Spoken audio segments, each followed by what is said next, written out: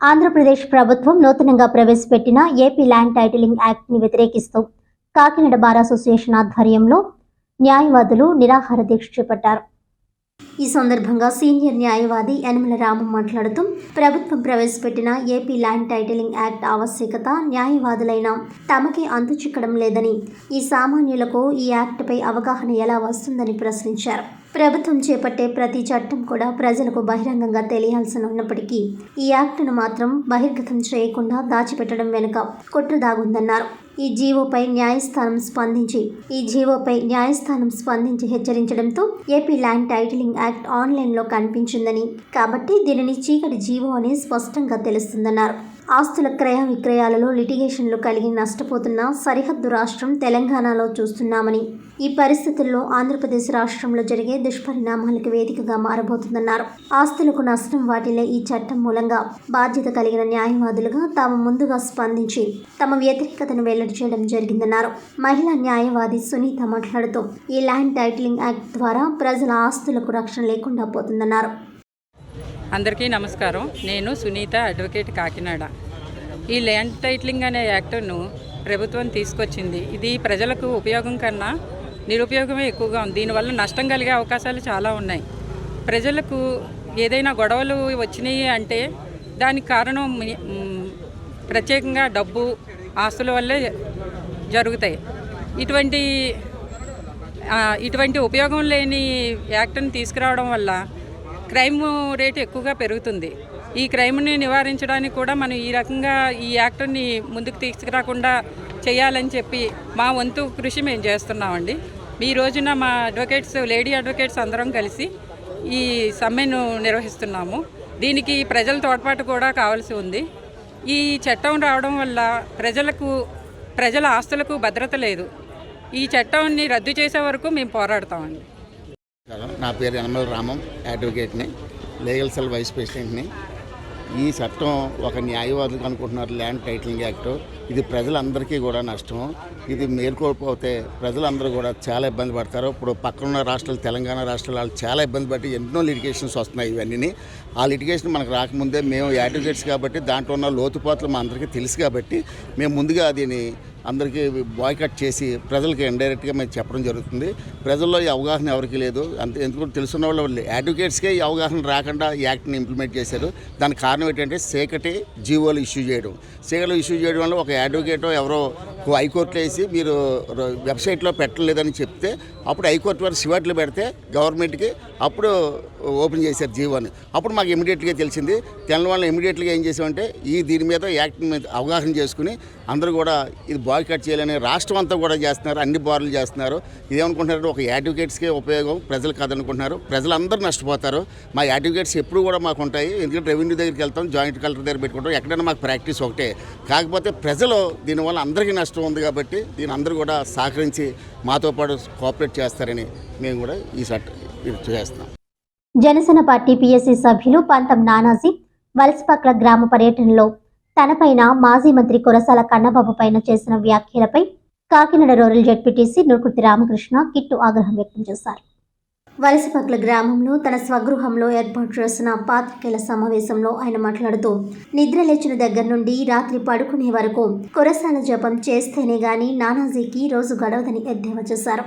619 ఇండ్ల పట్టాలు తాను అమ్ముకున్నానని ఆరోపణలపై స్పందిస్తూ తాను గ్రామంలో 836 పట్టాలు ఇచ్చానని, గ్రామ స్థితిగతులు తెలుసుకుని గ్రామంలో రాజకీయ యాత్రలు చేస్తే మేలని హితవు కోరుతూ లబ్ధిదారుడు పంతం నానాజీ సన్నిహితులకు ఫోన్ చేసి తనపై చేసిన ఆరోపణ నిజం కాదని నివృత్తి చేశారు.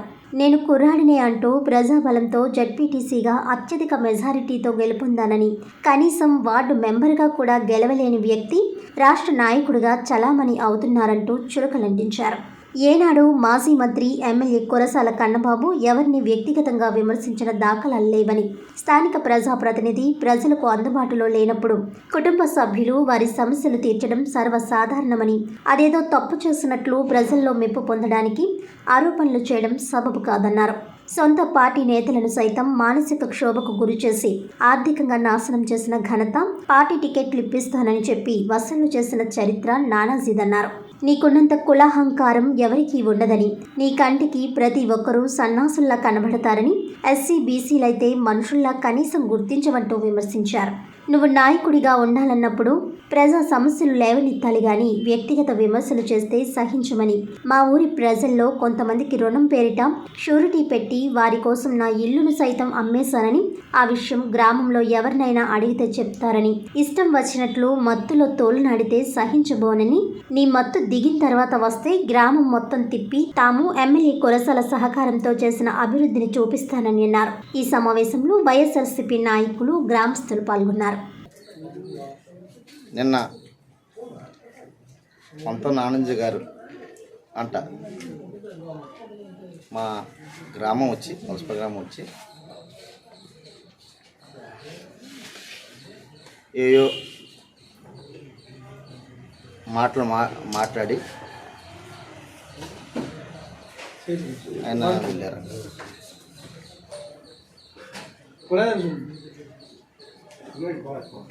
ఆయనకి 19 వినత పత్రాలు ఇచ్చారట. అదే ఇంటికి తిరిగితే 19 వినత పత్రాలు లేకుండా ఆయన ఒక క్వశ్చన్ పేపర్ రాసుకున్నాడు. ఎవడో చింతకాయ కూడా ఇస్తాడికి క్వశ్చన్ పేపర్ రాసుకుని క్వశ్చన్ పేపర్ చదువుతున్నాడు. ఏమని రోడ్లు బాగోలేదని, డ్రైనేజీలు బాగోలేదని, శానిటేషన్ బాగోలేదని. అసలు నానాజీ అంటే పెద్దోడు కాబట్టి నానాజీ గారు మీకు మా గ్రామం మీద మీకు అవగాహన ఉందా? ఫస్ట్ ఏ విలేజ్ వచ్చినా సరే, ఏ గ్రామం వచ్చినా ఫస్ట్ ఆ విలేజ్లో లోటుపాటు లేదు, ఆ విలేజ్ ఏం చేస్తే బాగుంటుంది అంటే, మనం ప్రజాస్వామ్యంలో ఉన్నప్పుడు ప్రజలకి సేవ చేద్దాం, వాళ్ళ యొక్క బాగోలు మనం సరిచేద్దామని వెళ్ళినప్పుడు పూర్తిగా ఆ గ్రామం మీద అవగాహన ఉండాలి. లేకుండా ఎవడో స్క్రిప్ట్ ఇస్తే అవి చదివేస్తాం అదే మంచి పద్ధతి. అది నేను నా అభిప్రాయం. వలసప గ్రామంలోని 619 పట్టాలు అంటాం, స్థలాలు చూపించలేదు అంటున్నాం. అయ్యా 619 కదండి ఇస్తా, 836 పట్టాలు, 836 పట్టాలు లబ్ధిదారులకు ఇచ్చాం. ఆ లబ్ధిదారులు కూడా మీ జనసేన కార్యకర్తలు కూడా ఉన్నారు. అంటే సీఎం జగన్మోహన్ రెడ్డి గారు కానీ, మా నాయకులు కురసాల కన్నబాబు కానీ, మతం కానీ, కులం కానీ, పార్టీ కానీ అందరికి లబ్ధిదారులు అందరూ కూడా పట్టాలు ఇమ్మని పట్టాలు ఇచ్చారు.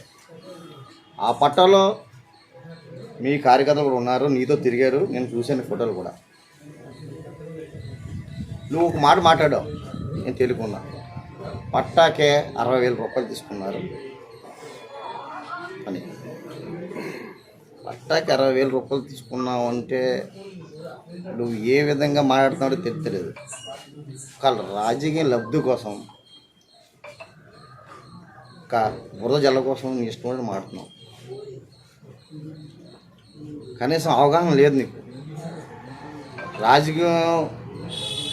రాజకీయంగా మాట్లాడాలి, వ్యక్తిగత దోషం పోతున్నాం.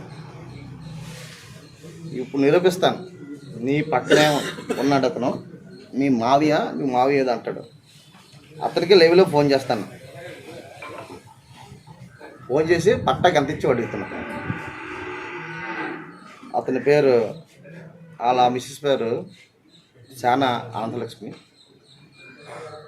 ఏంటంటే కొన్ని ప్రూఫ్లు ఉండాలి, లేకుండా మాట్లాడిస్తే మనం కూడా ఆయనకి మనకు తేడా ఉంటుంది. కాబట్టి ఆయనకే ఫోన్ చేస్తున్నాను. నెంబరు చాలా 4 అంటారు, నాగమణి అంటారు. సానా ఆయన కూడా తిరిగారు. ఆయన అన్న నమస్తానా, నీ పట్టాకి నేనేం డబ్బులు తీసుకున్నానా అన్నా? అదే నిన్న పంతో నానాజీ గారు అదే నువ్వు ఆయన వెనకాల తిరిగావు కదా, నీకేమవుతారు ఆయన? మావయ్య అవుతాడు. ఆయన నన్ను ఇలా అన్నాడు, అందుకని ఫోన్ చేశాను. అన్నా ఓకే వస్తాడు అంటే ఏదైనా ప్రూఫ్ ఉండాలి, అది మన పార్టీలో ముఖ్యం కాదు. కార్మికుల ఆరోగ్యంపై దృష్టి సారించి ఆనందంగా జీవించాలని కాకినాడ సిటీ ఎమ్మెల్యే ద్వారంపూడి చంద్రశేఖర్ రెడ్డి ఆకాంక్షించారు. మంగళవారం the Kakinada port workers ESI ఆసుపత్రుల ఆధ్వర్యంలో కాకినాడ ఆవరణలో ఉచిత వైద్య శిబిరాన్ని నిర్వహించారు. ఈ శిబిరాన్ని ఎమ్మెల్యే ద్వారంపూడి ప్రారంభించి మాట్లాడుతూ ఇటువంటి వైద్య శిబిరాలను కార్మికుల కుటుంబాలకు చెందిన సభ్యులు వినియోగించుకోవాలని సూచించారు. అనంతరం వైద్య శిబిరాన్ని ఎమ్మెల్యే పరిశీలన చేశారు. ఈ కార్యక్రమంలో మిల్లర్స్ అసోసియేషన్ రాష్ట్ర అధ్యక్షులు ద్వారంపూడి చంద్రశేఖర్ రెడ్డి, కోకనాడ ఛాంబర్ అధ్యక్షుడు వివి రాఘవులు, పోర్ట్ వర్కర్స్ ఫోల్ అధ్యక్షుడు ఏవి చేలం, కార్యదర్శి PV Rao, customs brokers association అధ్యక్షుడు M Satyanarayana, stevedores association అధ్యక్షుడు Gadam Mahesh, deep water port union అధ్యక్షుడు పట్నా ధనలక్ష్మి, కార్యదర్శి Balasadi Veerababu, Vinayaka deep water port union in-charge Penapothu Rasu, towing టోల్స్ యూనియన్ అధ్యక్షులు ప్రేసంగి శ్రేణు, కార్యదర్శి ఆకుల దుర్గారావు, ఈఎస్ఐ వైద్యులు ఎంఎం హుస్సేన్, ఏవి రామారావు, ఎన్ మురళీకృష్ణ, ఎం జగదీశ్వరరావు తదితరులు పాల్గొన్నారు.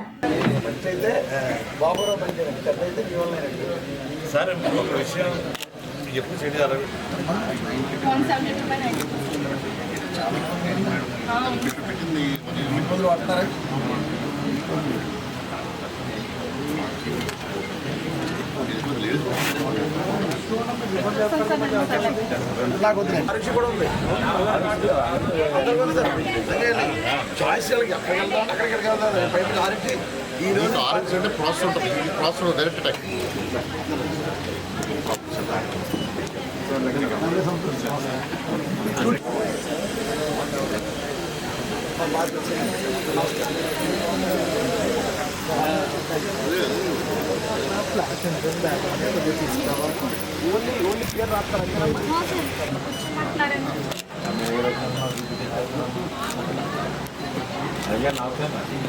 చేయించుకోండి.